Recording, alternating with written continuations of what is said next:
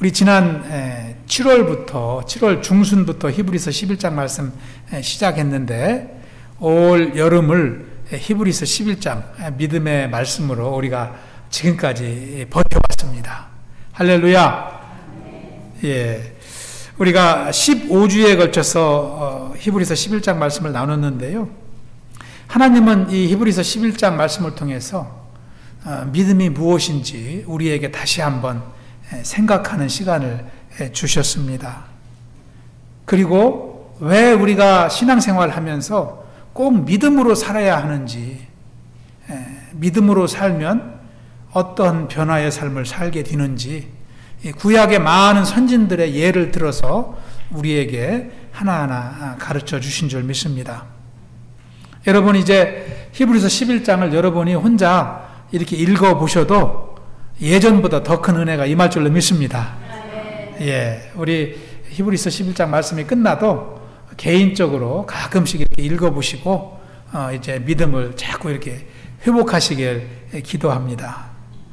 여러분, 믿음은요, 우리에게 환경을 뛰어넘는 능력을 주기 때문입니다. 여러분, 믿음은 우리가 드리는 기도에 응답을 가져옵니다. 여러분, 믿음으로 기도하면 하나님이 응답하십니다. 예. 그러나 의심하며 기도하면 응답하지 않으시죠. 믿음이 참으로 중요합니다. 여러분, 믿음은 신앙생활에 기적을 체험하는 통로입니다. 할렐루야. 여러분, 믿음으로 사는 것이 얼마나 중요한지 모릅니다. 믿음이 참 중요합니다. 믿음의 선진들이 경험하였던 것 같이 저와 여러분이 믿음으로 은혜를 누리고 참 믿음으로 교회를 섬기고 믿음으로 하나님이 나에게 주신 사명을 감당하고 믿음으로 우리가 서로 사랑하고 믿음으로 이웃을 섬기는 그런 삶을 살아가야 될 줄로 믿습니다. 여러분, 다음 주부터는 로마서 말씀을 볼 계획입니다. 로마서 말씀을 위해서 기도하고 준비해 왔는데 특별히 로마서 8장 말씀을 우리가 참 여러 주에 걸쳐서 나누려고 합니다. 여러분 잘 아시지만 로마서 8장은 복음이 무엇인지, 우리를 살린 복음이 무엇인지에 대해서 아주 상세하게 설명하고 있습니다. 그리고 우리가 그 복음을 따라 살면, 세상을 쫓아가지 않고 복음을 쫓아가서 살면 우리에게 어떤 축복이 임하는지를 로마서 8장은 말씀하고 있거든요. 참으로 중요한 말씀입니다. 예수 그리스도의 복음이 우리 인생을 어떻게 변화시켜 가는지 우리가 경험하게 될 것입니다. 그리고 또한 우리가 이 8장 말씀을 나누면서 내 안에 복음이 어떻게 지금까지 역사해 왔는지, 복음과 무관한 삶을 살았는지를 우리가 발견하게 되고요. 앞으로 어떻게 복음을 의지하며 살아야 되는지에 대한 비전을 저와 여러분에게 주실 줄 믿습니다. 여러분, 로마서 8장을 위해서도 기도하시고 여러분 미리 몇 번 읽어보셔도 좋습니다. 그리고 말씀을 준비하는 저를 위해서도 기도해 주시기 부탁을 드립니다. 오늘 말씀은 두 절이지만 히브리서 11장 전체를 주제로 하고 있습니다. 전체를 주제로 하고 있고요. 지금까지 열거한 16명의 구약의 믿음의 선진들의 믿음에 대해서 잘 요약하고 있습니다. 그리고 그들의 믿음의 본질이 무엇이었는지, 우리의 믿음과 그들의 믿음이 어떠한 차이가 있는지 우리가 구별할 수가 있고요. 또 우리가 오늘날을 살면서 어떠한 믿음을 갖고 살아야 되는지에 대해서 마지막으로 히브리서 기자는 설명하고 있습니다. 저와 여러분이 오늘 히브리서 11장 마지막 말씀을 나누면서 믿음의 비밀을 다시 한번 경험하게 되길 기도합니다. 그리하여 이 땅을 살아가는 동안 우리가 승리하는 삶을 살아가야 될 줄로 믿습니다. 또 주님의 사명을 다시 한번 회복하고 더욱더 힘써 주의 사명을 감당하는 교회 되길 축원합니다. 그럼 먼저 우리 합독했던 39절 말씀을 다시 한번 합독해 보겠습니다. 39절만 다시 한번 읽어봅니다. 시작. 이 사람들은 다 믿음으로 말미암아 증거를 받았으나 약속된 것을 받지 못하였으니. 아멘. 여기서 말하는 이 사람들은 누구를 가리킬까요? 지금까지 우리가 열거했던 믿음의 선진들을 말합니다. 구약의 믿음의 백성들을 이제 가리키는 것입니다. 히브리서 11장 4절에서부터 38절까지 16명의 이름을 거론하면서 이제 그들의 믿음이 무엇이었는지 설명해 왔습니다. 그 사람들을 가리키는 것입니다. 이들이 믿음으로 말미암아 증거를 받았다 이렇게 기록을 합니다. 믿음으로 증거를 받았다. 여러분, 믿음의 증거는 어떻게 받습니까? 구약의 믿음의 백성들은 어떻게 믿음의 증거를 받았을까요? 여기서 믿음의 증거라는 것은요, 하나님의 인정을 말합니다. 하나님께서 그들을 믿음의 사람으로 알고 계셨다는 거예요. 그 시대 믿음의 백성으로 인정하셨다는 것입니다. 그들이 살았던, 그들이 행했던 일들을 하나님이 옳다 인정해 주셨다는 것입니다. 여러분, 아벨은 예물을 통해서 믿음을 인정받았습니다. 가인보다 더 나은 제사를 드림으로 믿음의 백성으로 인정받았습니다. 에녹은 어떻게 믿음을 인정받았어요? 하나님을 기쁘시게 함으로. 하나님을 기쁘시게 함으로. 히브리서 11장 6절에도 믿음이 없이는 하나님을 기쁘시게 못하나니 그랬습니다. 이 에녹이 기쁘시게 함으로 하나님께 믿음을 인정받았습니다. 노아는 보이지 않는 일에 순종함으로 믿음을 인정받았습니다. 아브라함은 갈 바를 알지 못하고 하나님께 순종함으로 나아갔습니다. 믿음의 조상이 된 것입니다. 아브라함의 아내 사라는 나이가 많아 임신할 수 없었지만 하나님의 약속을 믿었습니다. 그 믿음으로 이삭을 얻게 된 것입니다. 이삭은 장차 있을 일에 대하여 야곱과 에서에게 믿음으로 축복하였습니다. 야곱은 죽을 때까지 침상에서도 지팡이에 의지해서 하나님을 경배하는 삶을 살았습니다. 이 숨이 끊어질 때까지 하나님을 예배하고 찬양하는 그 믿음을 통해서 하나님께 인정받은 것입니다. 요셉은 임종시에도 이스라엘 백성들이 애굽에서 나갈 것을 예언하였습니다. 그리고 자기 뼈를 가지고 떠날 것을 명령하였습니다. 그것이 다 믿음에서 나온 행위였다는 것입니다. 모세는 어떻습니까? 바로의 공주의 아들로 살 수 있었지만 궁궐의 그 축복을 다 내려놓고 하나님의 백성들과 고난받는 것을 즐겨했다고 그랬습니다. 그 믿음을 인정받은 것입니다. 여러분, 기생라합은 믿음으로 정탐꾼들을 숨겨줌으로 하나님의 역사에 쓰임받게 되었습니다. 뿐만 아니라 사사시대, 왕정시대 수많은 일꾼들이 하나님께 믿음을 인정받았습니다. 하나님이 그들의 믿음을 보시고 증인이 되어주신 것입니다. 여러분, 하나님께서 보내신 예수님, 십자가를 지시고 우리를 구원하신 그 주님께서 우리의 믿음의 증인이 되어주신다면 우리가 천국 가는데 무엇 다른 게 필요하겠습니까? 하나님께 우리의 믿음을 인정받는다면 우리가 다른 뭐 필요한 게 있을까요? 아무것도 없습니다. 오늘 하루의 삶 가운데 내 믿음 하나님이 인정해 주신다면 나는 믿음 안에서 승리한 인생입니다. 구약의 선진들은 그렇게 살았어요. 증표로 써준 건 없지만 하나님이 생명책에 기록하고 있기 때문에 그들은 세상에서 승리한 삶을 사는 것입니다. 그런데 39절을 가만히 우리가 또 보면은 그 후반절을 보시면 증거를 받았으나 그러나 약속된 것을 받지 못하였다 이렇게 말합니다. 이 말이 무슨 말일까요? 믿음을 인정받고 믿음의 증거를 하나님께 받았는데 약속된 것은 받지 못했다.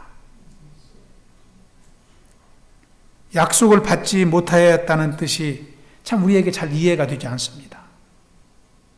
그런데 여기서 약속을 받지 못했다는 것은 약속의 성취를 이루지 못했다는 거예요.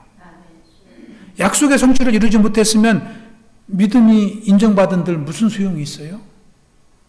우리는 그렇게 생각할 수가 있습니다. 그런데 여기서 약속의 성취가 무엇인지를 알아야 됩니다. 약속된 것이 무엇인지를 알아야 되는데 그것은 바로 예수님을 말합니다. 예수님은 약속대로 오셨잖아요. 예언대로 오셨잖아요. 구약에 예언하신 대로 예수님은 오시고 예언하신 대로 사역하시고 십자가를 지시고 부활하셨어요. 그 약속을 말하는 거예요. 구약의 믿음의 선진들이 약속된 것을 받지 못했다는 것은 그때는 예수님이 이 땅에 오실 때가 아니었다는 것이죠. 그것을 말합니다. 이들이 구원받지 못했다는 것이 아니라 예수님을 통해서 그 당시에 구원함을 입지 못했다는 것을 말씀하고 있습니다. 이 약속된 것을 40절에서는요, 더 좋은 것이라고 기록하고 있습니다. 우리 40절도 한 번 더 읽어봅니다. 시작. 이는 하나님이 우리를 위하여 더 좋은 것을 예비하셨으니 우리가 아니면 그들로 온전함을 이루지 못하게 하려 하십니다. 아멘. 더 좋은 것. 믿음으로 살았지만 더 좋은 것은 당시에 받지 못하였다는 것입니다. 다시 말해서 구약의 선진들은 하나님을 믿고 하나님께서 약속하신 메시아가 오실 것을 믿었지만 그 메시아를 경험하지 못하였다는 것이죠. 예수님께서 성육신하지 않으셨기 때문입니다. 아브라함도 그랬고요. 이삭도 그랬고요. 야곱도 요셉도 다윗도 사무엘도 다 그랬습니다. 모두 하나님을 향한 믿음으로 살았던 사람입니다. 그러나 이들은 하나님이 예비하신 더 좋은 것, 예수 그리스도의 구원의 은혜를 당시에 경험하지 못하였던 것입니다. 여러분, 그러면 궁금하지 않습니까? 그렇게 하나님께 믿음으로 쓰임받은 주님의 일꾼들이 그러면 어떻게 구원을 받았을까요? 40절 후반절에 보면은, 다시 한번 보면은, 우리가 아니면 그들로 온전함을 이루지 못하게 하려 함이라. 근데 이 말씀을요, 현대인 성경으로 보면은 이렇습니다. 우리가 아니면 그들로 온전함을 이루지 못하게 하려 하심이라 이렇게 되어 있는데, 이 현대인 성경으로 빨간 부분을 읽어보겠습니다. 시작. 우리와 함께 그들이 완전해지도록 하셨기 때문입니다. 아멘. 이해가 되시죠? 구약에는 예수 그리스도의 구원의 은혜를 경험하지 못했지만 이제는 지금은 예수님이 이미 2000년 전에 오셨잖아요. 예수님이 오심으로 신약시대에 구원받은 우리와 함께 그들도 구원의 반열에 들어오게 하셨다는 거예요. 할렐루야. 그동안은 하나님께서 그들의 믿음을 지키시고 예수 그리스도의 부활로 인해서 영생의 복음 안에 들어오게 하셨다는 거예요. 구약의 선지들도 우리와 똑같은 신약의 백성들과 함께 예수님의 생명을 누리게 하셨다는 것을 말씀합니다. 무엇으로도 그들을 그 당시에는 온전케 할 수 없었습니다. 오직 예수 그리스도만이 구약의 백성이든 신약의 백성이든 이 땅에 존재하는 어떤 인생은 예수님 아니면 구원받을 길이 없다는 거예요. 메시아, 그리스도가 아니면 구원의 길에 참여할 수 없다는 것을 말씀합니다. 그런데 예수 그리스도가 오시기 전이라도 믿음을 지키고 하나님께 순종하고 믿음으로 승리의 삶을 사는 인생들은 하나님께서 예수님의 생명으로 인도하신다는 거예요. 언제요? 하나님의 때에. 그래서 예수님을 더 좋은 것이라고 40절은 기록하고 있는 것입니다. 예수님은 우리에게 가장 좋은 분이 되시는 줄 믿습니다. 죄 아래 온전하게 살 수 없었던 우리를 주님은 구원하시기 위해서 오셨기 때문입니다. 다시 말해서 예수님은 구약의 믿음의 선진들보다 늦게 이 땅에 육신을 입고 오셨지만 십자가를 통해서 우리의 죄를 사해 주셨을 뿐만 아니라 시공을 초월하여 과거 믿음의 백성들, 현재 믿음의 백성들을 다 구원하여 주신 것입니다. 아멘. 여러분, 이것이 하나님의 구원의 비밀입니다. 그래서 우리는 구약을 구원의 기초라고 한다면 신약을 구원의 완성이라고 할 수 있는 거예요. 모두 예수님의 속죄의 피로 함께 하나님의 백성이 되었기 때문입니다. 이 하나님의 구원의 은혜가 얼마나 놀랍습니까? 예수를 나의 구주 삼고 성령과 피로써 거듭나니 이 세상에서 내 영혼이 하늘의 영광 누리도다. 이것이 나의 간증이요, 이것이 나의 찬송일세. 나 사는 동안 끊임없이 구주를 찬송하리로다.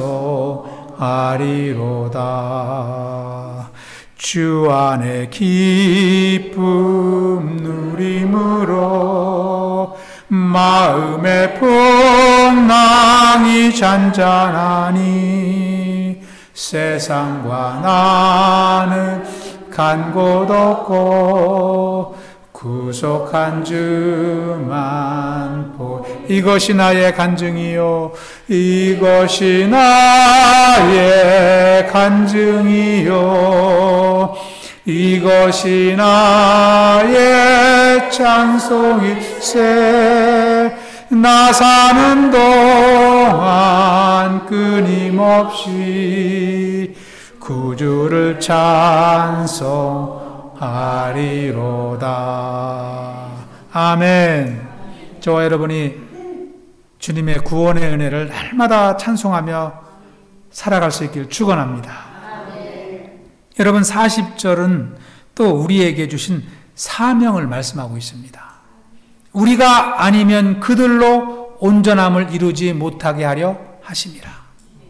구약의 믿음의 백성들도 우리와 똑같이 구원을 받게 하셨다는 것입니다. 또 이 말씀은요, 우리가 아니면 복음이 전해질 수 없다는 말씀입니다. 다시 말하면 하나님은 구원한 저와 여러분을 통해서 복음 전파의 사명을 감당하게 하신다는 거예요. 여러분, 구약의 백성들이 신약의 성도들과 같이 구원의 반열에 들어옴 같이 오늘 하나님의 구원의 계획은 먼저 믿은 자들을 통해서 이루신다는 것을 40절은 말씀하고 있는 것입니다. 그러므로 저와 여러분이 먼저 예수 그리스도의 피로 온전하게 된 것은 주님 주신 이 전도의 사명을 감당하도록 하시기 위함인 것을 우리는 알아야 됩니다. 이것이 사명입니다. 여러분, 전도자 바울은 로마 감옥에서 빌립보 성도들을 위해서 기도하면서 그들에게 복음의 사명을 감당하면서 그들의 구원의 완성을 이루라고 말씀합니다. 여러분, 빌립보서 2장 12절을 보시면 우리 함께 합독합니다. 시작. 나의 사랑하는 자들아, 너희가 나 있을 때뿐 아니라 더욱 지금 나 없을 때에도 항상 복종하여 두렵고 떨림으로 너희의 구원을 이루라. 항상 복종하여.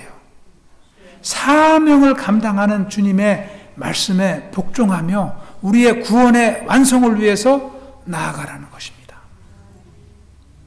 여러분, 복음을 전하면요, 그 영혼을 구원하는 일 같지만 결국은 내 생명을 지키는 것입니다. 하나님이 주신 내 은혜를 지키는 거예요. 이 말은 곧 우리 죄를 위해 십자가에 돌아가신 주님 주신 사명을 감당하며 살고 또 주님께서 십자가를 통해서 우리에게 주신 은혜를 누리며 살아가라는 말씀입니다. 우리는 아직도 흑암 속에 방황하는 영혼들을 바라볼 수 있어야 됩니다. 세상 속에서 자기의 뜻을 따라 살아가는 영혼들을 우리는 긍휼한 심정으로 볼 수 있는 마음이 있어야 돼요. 여러분, 세상 속에 사는 사람들은요, 예수님을 생각하지 않습니다. 세상을 생각하며 나아갑니다. 어둠 속에 살아가는 사람들은요, 빛을 보지 못합니다. 그래서 빛 가운데 나아간 우리가 먼저 그들에게 복음의 빛을 들고 나아가야 되는 것입니다. 세상 사람들은 이 복음 전도를 미련하게 봅니다. 그런데 하나님은 그 미련해 보이는 전도를 통해서 영혼들을 구원하십니다. 저와 여러분을 구원하신 것입니다. 고린도전서 1장 21절에 보시면 하나님의 지혜에 있어서는 세상이 자기 지혜로 하나님을 알지 못하므로 하나님께서 전도에 미련한 것으로 믿는 자들을 구원하시기를 기뻐하셨도다. 그래서 우리는 이 전도가 미련하게 보여도 전도해야 됩니다. 전도해야 됩니다. 사랑하는 우리 코브 성도님들께서 오늘 말씀과 같이 참 이제 사명을 감당하며 살아갈 수 있기를 축원합니다. 구약의 믿음의 선진들은요, 예수님께서 그때 이 땅에 오시지 않았지만 그 메시아를 소망하며 살았습니다.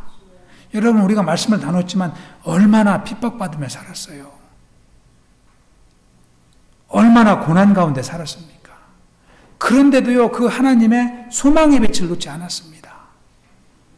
그리스도가 오신다는 그 약속을 붙잡고 믿음을 지킨 것입니다. 그리고 믿음의 증거를 받은 것이죠. 하물며 예수님이 2000년 전에 분명하게 오신 것을 믿고 경험하고 알고 있는 저와 여러분은 어떨까요? 우리는 예수님을 다 경험했잖아요. 역사적으로 예수님이 오신 것도 다 알잖아요. 우리는 구약의 선진들보다 더 믿음으로 살아야 되겠죠. 그렇습니다. 우리는 확실한 증거를 가지고 살아가기 때문에 우리는 의심하며 신앙생활할 필요가 없는 것입니다. 예수님은 역사적으로 오신 메시아입니다. 이미 오셨습니다. 우리 심령 안에도 찾아오셨습니다. 할렐루야. 여러분, 우리가 사는 지역에 예수님을 모르고 살아가는 분들이 얼마나 많을까요? 아직도 우리 지역은 추수해야 될 들판인 것입니다. 우리가 할 일이 너무나 많은 거예요. 우리 교회가 할 일이 많은 것을 우리는 쉽게 알 수가 있는 것입니다.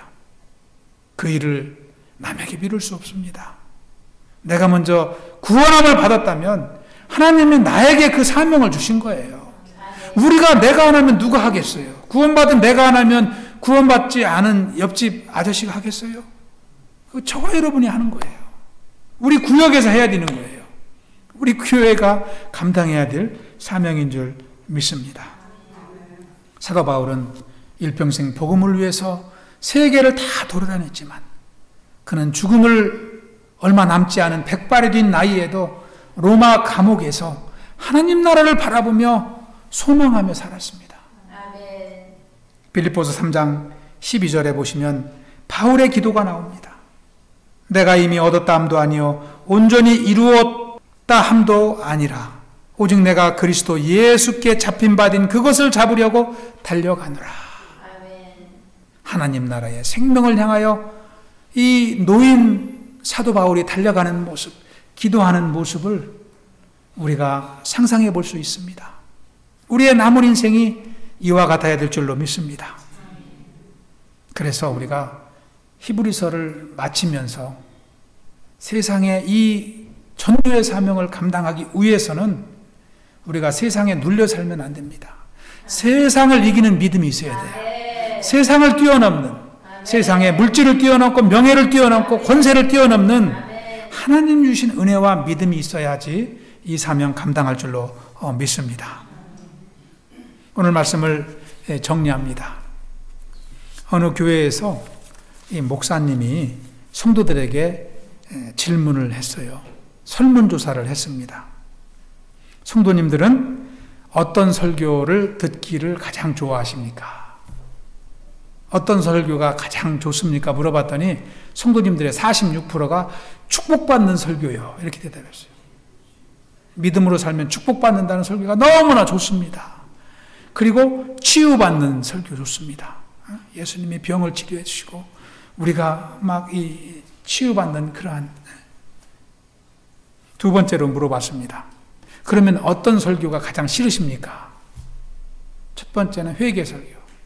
회개하라고 하는 설교는 별로 좋아하지 않았다. 이렇게 반응합니다. 두 번째, 전도 설교. 근데 큰일 났어요. 그 교회는 큰일 난 거예요. 하나님이 주신 사명이 전도인데 전도 설교 들으면 실증 나니까 그 교회 목사님이 참 근심으로 기도하셨을 것 같아요. 세 번째는 헌금 설교. 한 번 더 질문했습니다. 그러면 신앙생활에서 제일 부담되는 것이 무엇입니까? 무엇이라고 대답했을 것 같아요?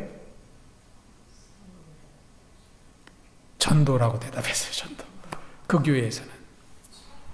제가 여러분에게 종이 하나씩 나눠드리고 아무도 보지 않게 여러분 신앙생활 중에 가장 부담되는 게 무엇입니까? 쓰라고 하면 여러분 무엇 쓰실 것 같아요? 여러분도 전도라고는 안 쓰시겠죠? 여러분 전도가 부담되십니까? 우리는 사람들이 부담스러워하는 전도를 통해서 구원받았다는 것을 알아야 돼요. 네. 우리가 하기 싫은 그 전도를 통해서 저와 여러분에게 복음을 전하는 사람들이 있었다는 것을 알아야 돼요. 여러분을 위해서 기도하는 사람들이 있었다는 것을 알아야 돼요. 그거를 알면 우리가 귀찮고 힘들어도 자꾸 트라이하게 되는 겁니다. 남들은 10번 하지만 한 번 하게 되고 2번 하게 되고 그래서 이 복음의 동역에 참여하게 되는 것입니다. 여러분 3달 반 동안 나눈 히브리서 11장에 보면은 히브리서 11장은 믿음을 통해서 기쁨을 누리는 삶을 말하고 있습니다. 믿음이 없이는 하나님을 기쁘시게 할 수 없다 이렇게 말합니다. 저와 여러분이 참 히브리서 말씀을 통해서 믿음을 덧입고 기적의 역사를 체험하는 신앙생활이 되시길 축원합니다. 우리가 구하는 것 다 응답받고 또 하나님의 음성을 듣고 또 우리의 신앙생활 가운데 기적이 일어나는 그러한 역사가 충만하길 축원합니다. 우리 한번 해보겠습니다. 믿음으로 세상을 이깁시다. 예, 기도합니다. 아버지 하나님 감사합니다. 주님께서 참 지난 3달 반 동안 히브리서 11장 말씀을 허락하여 주시고 우리에게 믿음을 가르치시며 또 믿음을 심어주신 것을 인하여 감사를 드립니다. 아버지 우리가 이 땅을 살아가는 동안 참 세상을 의지하는 인생이 아니요 하나님을 의지하며 말씀을 의지하며 또 살아계신 주님과 동행하는 삶을 살도록 인도하여 주시옵소서. 그리하여 하나님께 믿음을 인정받고 또 세상을 이기며 주님 주신 사명을 감당하며 승리하는 인생 살아갈 수 있도록 축복하여 주시옵소서. 아버지께서 참 이제 코브 믿음의 공동체를 축복하여 주시고 온 성도님들의 삶을 주장하시며 승리하는 삶이 되게 하여 주시옵소서. 감사하오며 예수님 이름으로 기도하옵나이다. 아멘.